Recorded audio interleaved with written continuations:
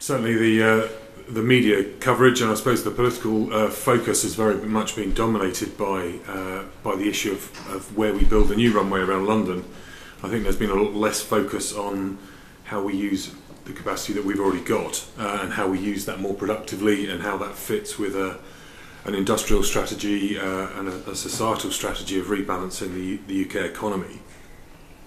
I think it's a very positive thing that we do have spare capacity at a lot of our airports, particularly at Manchester. We have 2 runways and we probably have growth there for another 30 million passengers a year. We're at 28 million at the moment, and at Stansted we're at 26 million and probably could grow to just above 40 million. So there's a lot to go at, and that opportunity is something that we're very, very focused on. I think some interesting examples that we've seen recently. One at Manchester that we've spent some time studying the kind of wider economic effects of was the new route to Beijing. Because airports aren't just infrastructure, it's not what it is that you see, it's what it does, it's the value that it delivers in terms of the route network. We spend a lot of time talking about runways, but it's actually the routes to other places that really matter. So when we saw a new route to Beijing, we wanted to understand what impact that was having on the northwest economy and the wider north economy, because we think that's very instructive in terms of the focus that the government needs to have on delivering new connectivity.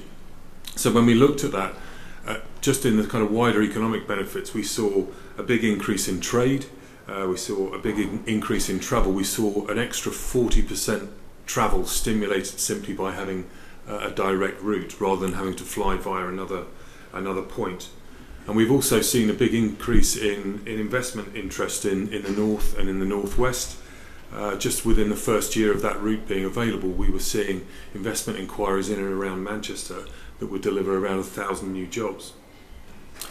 And turning to Stansted, a month from today we will see a new Emirates route start at Stansted, which will be the first route of its kind out of Stansted, and provide, I think, both important connectivity for London but also for the east of England and for some of the technology businesses, the life sciences businesses that are located on the corridor between London and Cambridge and in the wider east of England region. That ability to travel directly from the region without needing to trek round to Heathrow or to Gatwick to fly long haul, we think will have a major boosting effect on those businesses, the attractiveness of that as a region. But Tim, I also want to ask you about some of the annoyance of using airports is actually getting there in the first place. Yeah. And do you think all this new technology and autonomous vehicles is going to help solve that in some way? I agree with you. The annoyance of getting to airports is something that we are very much focused. I'm very much focused on. Largely in the sort of public transport sphere, and Tim spoke before about some of the priorities.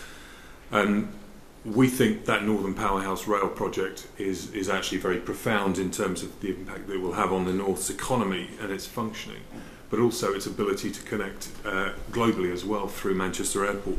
At the moment, only 3 million people can get to Manchester Airport within 2 hours public transport time.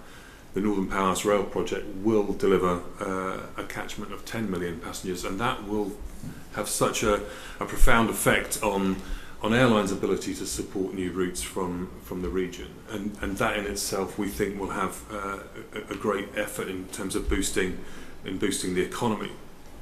And airports will do a lot of this. We are delivering £1 billion of investment at Manchester. We've got plans for £600 million of investment at Stansted.